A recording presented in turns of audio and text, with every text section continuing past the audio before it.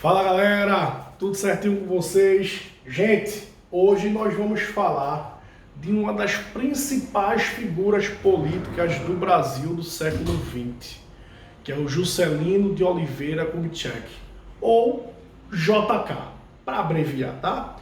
JK ou Juscelino Kubitschek é uma figura política muito importante da nossa história, tá certo?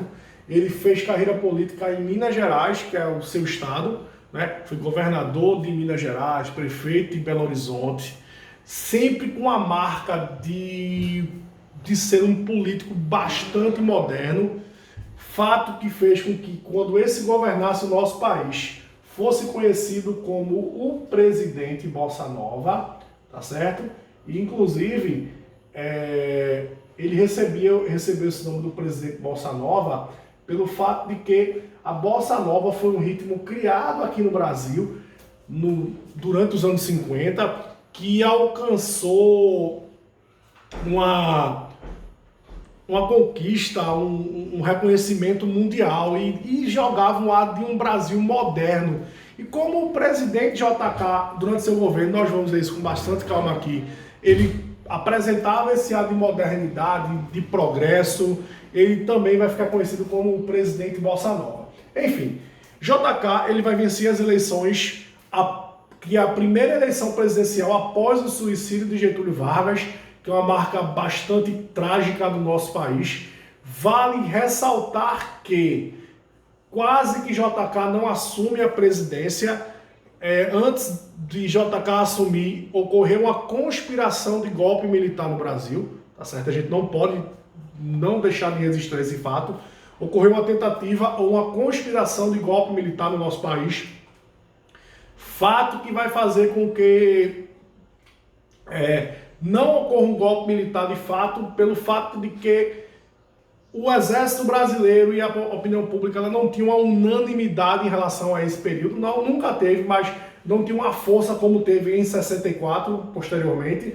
Então, não vai ter um golpe militar, mas uma tentativa de golpe ali em 55, ou seja, já tem uma conspiração de período militar naquele período, antes das eleições de JK, que vale a pena a gente ressaltar. Não podemos esquecer também que o JK está governando o nosso país nos anos 50, período áureo do contexto da Guerra Fria. É muito importante fazer essa leitura. Por exemplo, nos anos 50 que ocorre a Revolução Cubana, onde é um exemplo de esquerda socialista implantado aqui na América, onde leva uma amplitude e as tensões entre União Soviética e Estados Unidos, eles chegam à América de forma muito forte. Então, essas questões geopolíticas, elas influenciam muito nos governos, principalmente governos latino-americanos, como é o de JK, tá certo? Então, esse contexto é muito importante.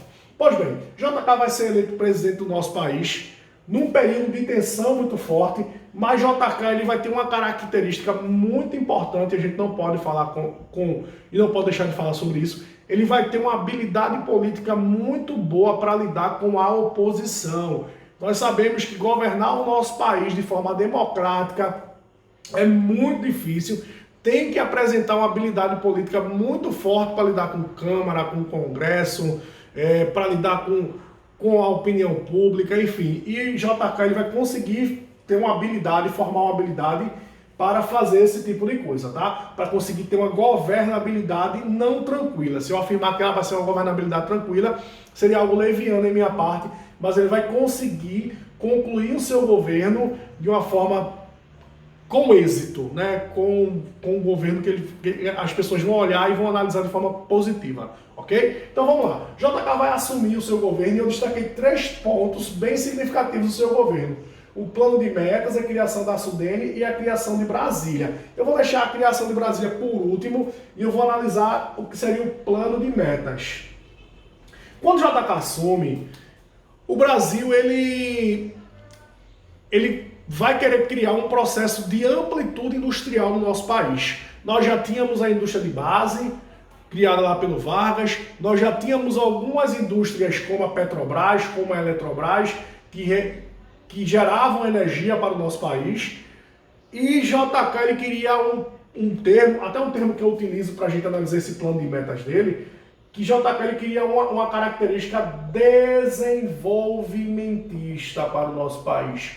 Ora, para criar uma característica desenvolvimentista, ele queria atrair grandes indústrias para o nosso país e criar um parque industrial aqui no Brasil, tá certo? Então, qual a ideia de JK? Criar grandes indústrias aqui no Brasil, organizar um parque industrial muito bacana para criar muito emprego e muita renda. E a base desenvolvimentista, a base desse plano de metas de JK vai ser pautado em atrair grandes empresas, principalmente empresas automobilísticas para o nosso país. E quando eu falo de empresas automobilísticas, é muito interessante a gente falar isso, porque é o tipo de empresa que gera muito emprego. Primeiro que a maioria das empresas de automóveis são montadoras, então elas pegam as peças, montam os veículos, fábricas ao redor, margeando essas empresas para suprir a montagem desses veículos, e eu gero um ciclo econômico muito forte. Então uma das características de JK com o seu plano de metas é atrair grandes empresas multinacionais para que essas empresas multinacionais elas viessem para o Brasil, grandes destaque para as empresas de automóveis, tá certo? Não podemos deixar isso de lado. E essas empresas elas geraram bastante emprego e renda no nosso país, que é uma coisa muito importante, tá? Eu destaquei aqui, como eu estou em Pernambuco e a gente tem que analisar o Nordeste também, JK ele vai deixar sobre a liderança de Celso Furtado a Superintendência de Desenvolvimento do Nordeste, ou a SUDENE. Professor, por que a SUDENE é tão importante? JK ele vai criar uma superintendência, um órgão atrelado ao Estado, onde o objetivo da SUDENE é estudar, entender o Nordeste, entender os problemas econômicos do nosso Nordeste e, dentro desse entendimento, criar investimentos, atrair empresas, criar conceitos para criar um desenvolvimento econômico em áreas nordestinas, no qual cabia esse desenvolvimento. Então, a grande sacada da SUDENE é criar meios para colocarmos o Nordeste como algo economicamente viável em algumas áreas que eram carentes, que eram pobres, como algumas áreas do sertão, algumas áreas periféricas, enfim. Então a grande sacada da SUDENE era justamente entrar nessas áreas para tentar conseguir uma viabilidade econômica. Bom, antes de falar de Brasília, que é um legado de JK, ou seja, dentre esses temas, além de falar da ideia do plano de metas, que dá esse perfil desenvolvimentista a JK, de fato, a gente não pode deixar de exaltar a questão da construção de Brasília. Mas antes de falar de Brasília, eu vou só exaltar mais um tópicozinho sobre JK, gente.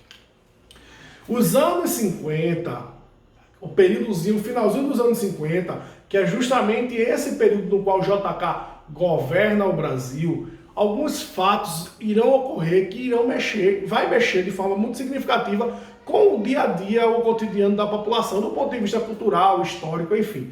Eu destaco alguns eventos, tá? Um evento é o fato do Brasil ter sido campeão do mundo de futebol pela primeira vez, lá no ano de 1958. Ah, professor, você está falando de política e futebol, uma coisa é uma coisa, outra coisa é outra coisa. Ok, mas a gente não pode esquecer que o futebol faz parte da nossa identidade cultural e, infelizmente, em alguns períodos da nossa história, ele é utilizado como instrumento político, ou, no mínimo, instrumento eu chamo de anestesia social, né? É só você parar para analisar que em período de Copa do Mundo, nós vivenciamos um período de anestesia social, onde as pessoas focam nos jogos, esquecem os problemas sociais e a euforia toma conta daquilo ali. Então o Brasil é campeão do mundo, joga uma ideia de euforia, de felicidade dentro da população, e esse contexto de anestesia social, de fato, ocorre lá no governo de JK, ok?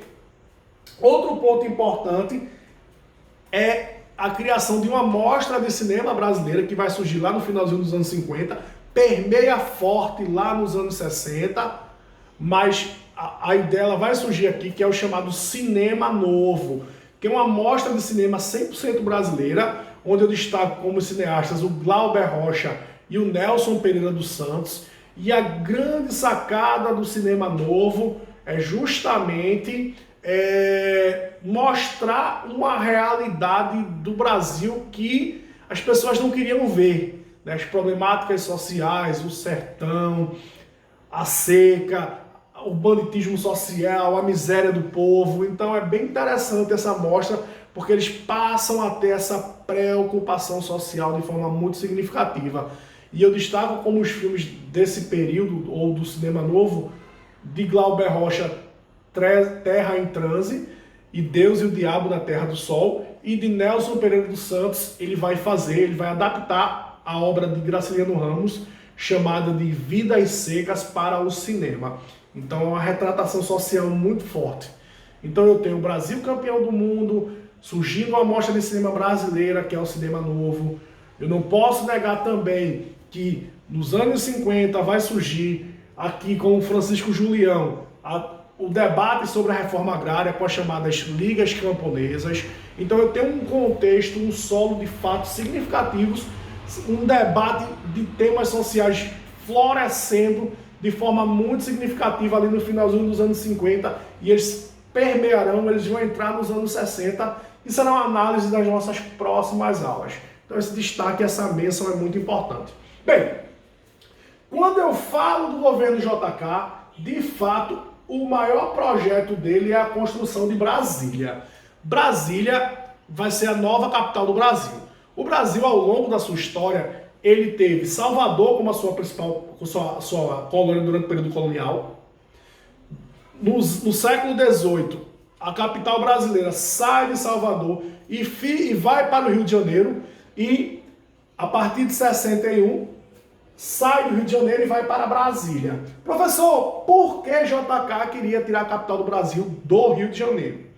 Na verdade, não foi JK apenas que falou ou pensou nisso. Outras pessoas, outros presidentes, já tinham pensado em tirar a capital do Rio de Janeiro, como o próprio Dom Pedro I, como o próprio Vargas, ou seja, eu estou falando de políticos muito fortes, e eles não conseguiram tirar Brasília, tirar a capital do Rio de Janeiro, para outro lugar, que seria, no caso, Brasília. Aí você pode me perguntar, quais os fatores que levaram eu tirar a capital do Rio de Janeiro e colocar em Brasília? Primeiro ponto, Brasília está no coração do Brasil, né? Brasília está no coração do Brasil. E são dois fatores muito importantes que faziam com que as pessoas quisessem colocar a capital no coração do Brasil, no centro do Brasil. O primeiro, a gente não pode negar, estávamos em um contexto de Guerra Fria, e a mentalidade das pessoas dos anos 50 era de um risco, as pessoas pensavam nesse período, o risco iminente de ocorrer uma terceira guerra mundial na cabeça das pessoas era muito forte. E caso ocorresse uma terceira guerra mundial, as proporções dessa guerra seriam inimagináveis diante do poderio bélico tanto dos Estados Unidos quanto da União Soviética, e nós sabemos que a vulnerabilidade da capital brasileira era muito ampla, porque está numa cidade litorânea e portuária, ou seja, era muito fácil invadir o Rio de Janeiro. Se a gente for para analisar outros eventos, a gente vai ver isso. Então, colocar a cidade no coração do país, dar uma proteção mais bélica a ela, seria um tema bem interessante para a gente refletir. Mas o segundo e mais importante fator seria, na cabeça de JK, ele queria povoar a região centro-oeste, mais a região norte do nosso país, e trazendo o centro político para o meio do Brasil, ele vai povoar, por consequência, mais essas regiões aqui que não eram tão povoadas, gerando um processo urbano, dando um viés econômico ao nosso país e criando uma nova configuração geopolítica no nosso estado. Então, tiraria essa ideia de que o superpovoamento do país estaria no litoral, e eu levaria, aqui vai continuar com o progresso, e eu levaria toda essa estrutura para o coração do nosso país. A gente não pode dissociar esse tema também, tá? Professor, foi fácil fazer Brasília? Em absoluto. Claro que não, tá? O local onde Brasília foi construído não existia nada, era um descampado. Então, JK, ele vai levar o centro político brasileiro para um nada, para um lugar que não tinha urbanização.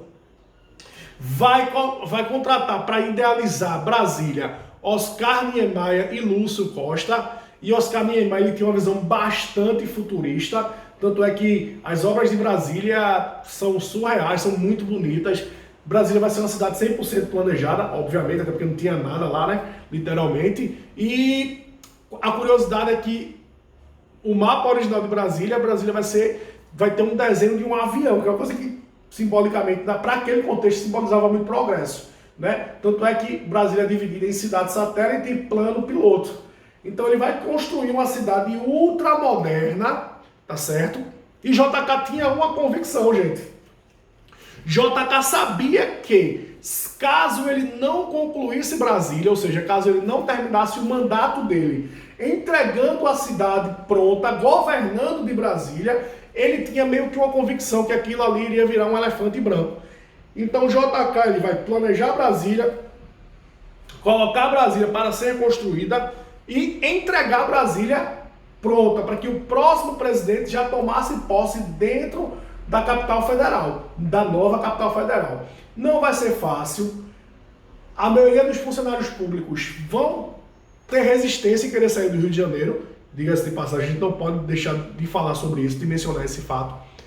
Outro fato importante vai custar muito dinheiro, inclusive o Brasil ele vai usar dinheiro de outras finalidades para construir Brasília. JK vai sofrer muita oposição da UDN, que vai bater, martelar muito, mas JK vai entregar Brasília antes do final do seu mandato. Então, esse é um dos principais legados do governo JK, tá certo? E isso vai fazer com que JK, não apenas por Brasília, mas por criar um conceito de industrialização, por atrair grandes empresas automobilísticas, gerar muito emprego e muita renda, dar um perfil urbano, um perfil de modernidade no nosso país. JK terminasse seu mandato com uma popularidade muito alta.